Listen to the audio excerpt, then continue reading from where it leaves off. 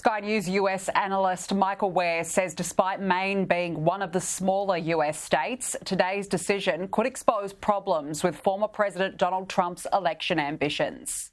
It's a small state. It doesn't have that many electoral college votes. I don't see it being one of the 5 or 6 states that will actually turn this election.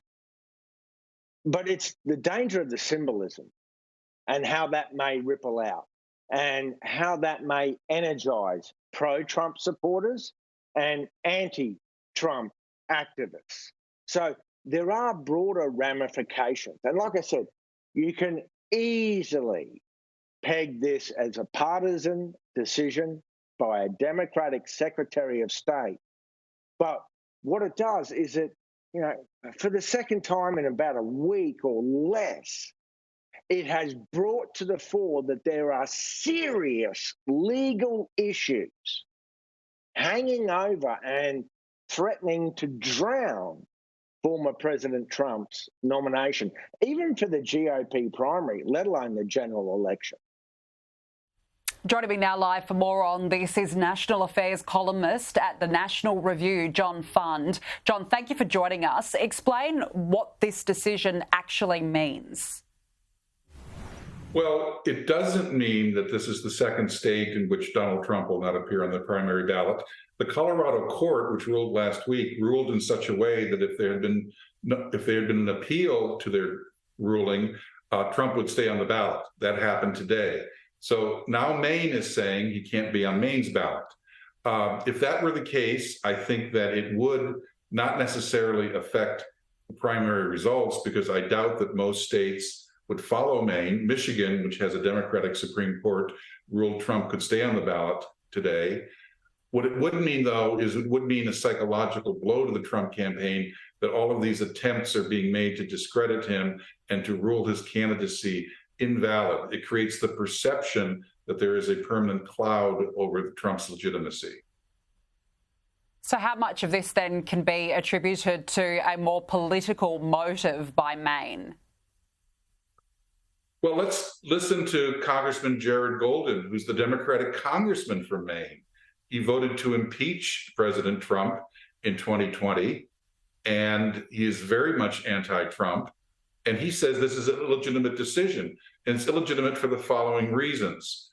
One, Maine voters should make the decision that someone is invalid on the ballot, an insurrectionist, and Trump has not been convicted or even indicted for any of those things. Secondly, the Secretary of State is a very unusual position in Maine. It's not elected by the people. It's elected by the legislature, the Democratic legislature. It's an inside deal. So this is a woman who does not have the support of actually the voters of Maine. She has the support of the legislature of Maine in getting her office. And lastly, her background is extremely liberal. She was the executive director of the American Civil Liberties Union, which is an extremely liberal anti-Trump organization, for 8 years. And I believe that her decision is colored by that. I also would point out that the Republican senator from Maine, Senator Susan Collins, was perhaps the most moderate Republican in the Senate and has voted against Trump on many occasions in 2020, especially regarding impeachment and conviction. She says this decision is invalid, that it should be left to the Maine voters, not to one elected official who does not even answer to the voters. So how then do you see this playing out now? Is it likely to go to the Supreme Court? I think the Supreme Court is going to have to make some clarity here.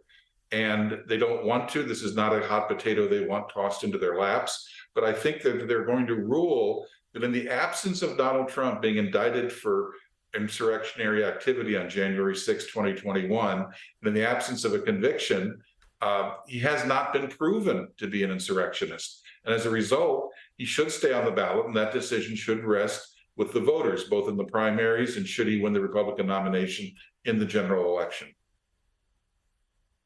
How big of an impact do you think this will have on his chances for 2024?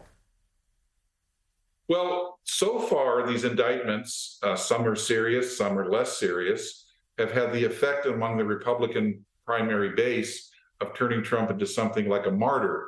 and has actually improved his electoral position. Since Trump was first indicted last March, he has gone up in the Republican polls. Now, there's a big caveat there. If Republican voters believe that Trump's legal problems and ongoing controversies make him a less likely winner in the November general election in about 11 months, they may start moving away from him. But so far, there's been no sign of that. And I believe that if this continues at this pace, where you have one state doing one thing, and then maybe a couple of weeks later another state, and ultimately the Supreme Court shoots all of that down, as I think they will, it will be viewed as ankle biting by Trump critics, and perhaps critics who might want him to win the nomination of the Republicans, but weaken him just enough to lose the general election to Joe Biden or another Democrat.